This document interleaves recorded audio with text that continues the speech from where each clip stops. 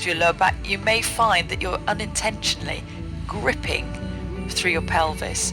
So it might be that you do those things when you're picking up the shopping.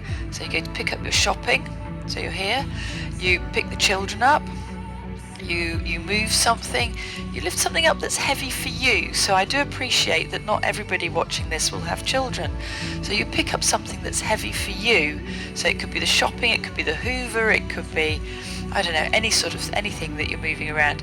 And so what I would like you to do is to be aware again, if you are doing those really long sentences, or if you're squeezing your upper body, or if you're squeezing your lower body, because this is so important, it's so crucial to being able to repair your pelvic floor, is this awareness with the brain, remembering and noticing what's going on in your pelvic girdle.